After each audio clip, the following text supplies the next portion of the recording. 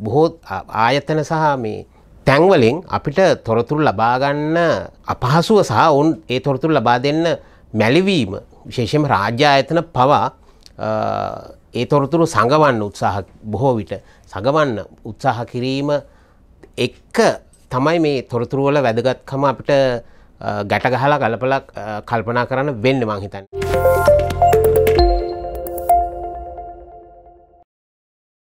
මම මාධ්‍ය සමාජයේ සමාජිකයෙක් විදියට මේ තොරතුරු දැන ගැනීම සම්බන්ධව ටිකක් වැඩිපුර උනන්දුවක් තියෙන කෙනෙක් සහ ඒ සම්බන්ධව කටයුතු කරන කෙනෙක්. මම බොහෝ දුරට බොහෝ අවස්ථාවල රාජ්‍ය ආයතන එක්ක සහ ඇතැම් පුද්ගලික ආයතන එක්ක මේ තොරතුරු දැන ගැනීම සම්බන්ධව ගනුදෙනු කරලා තියෙනවා. ටිකක් නීරස අත්දැකීම් පවා අත්දැකපු කෙනෙක් මම මේ තොරතුරු දැන ගැනීම සම්බන්ධයෙන්. විශේෂයෙන්ම මේ තොරතුරු දැන ගැනීම කියන කාරණේදී අපි පත්වෙන ලොකුම අපහසුතාවය තමයි මේ තොරතුරු ගන්නෙ කොහෙන්ද සහ මේ තොරතුරු ලබා ගන්න ගියාම අපි පත්වෙන දුෂ්කරතාවය. මං හිතන්නේ රාජ්‍ය ආයතන තුල තාමත් මේක ක්‍රියාත්මක නොවී මං හිතන්නේ කනගාටුදායක කාරණයක්.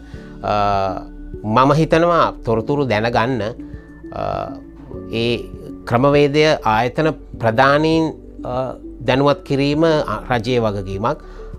අපි ගොඩක් දුරට අපේ විවිධ ආයතනවල අපේ හිතවතුන් ඒ ඇතුලේ ඉන්න බොහෝ දෙනා අපි අපේ අතරේ හිතවත්කමක් ගොඩනගාගෙන ඇතැම් තොරතුරු ඇතැම් ඩොකියුමන්ට් පවා එහෙම හුමාරු කරගන්න ඒ වගේ වෙන ක්‍රමවේදවලට මේ තොරතුරු ලබා ගන්න අවස්ථාවක් තියෙනවා.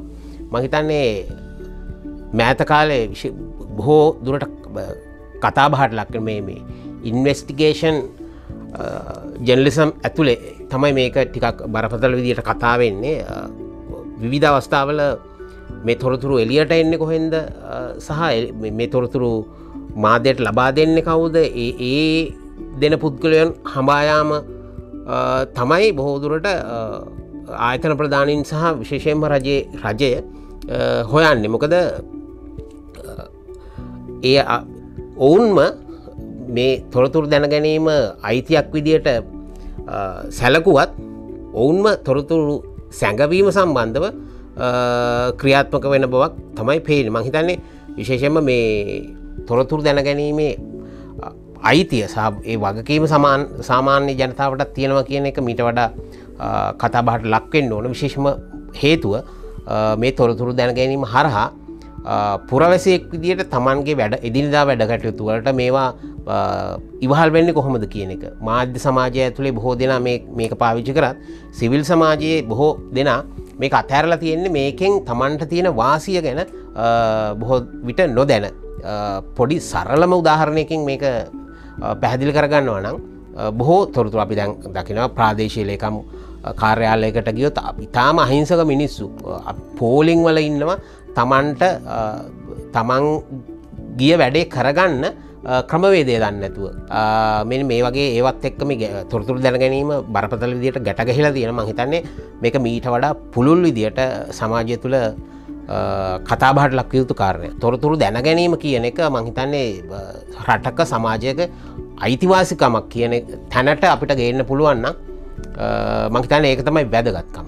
තොරතුරු ලබා නොදීම සහ තොරතුරු දැන ගැනීම සම්බන්ධව ආයතන වලින් ඒක කරදරයක් විදියට සැලකීම නරක ප්‍රවණතාවයක්. මේක මම හිතන්නේ මගහැර ගත හැකි අවස්ථාවක්. ඒකට අදාළ නීති රෙගුලාසි මීට වඩා ශක්තිමත් වෙන්න ඕන කියන එක තමයි මගේ අදහස.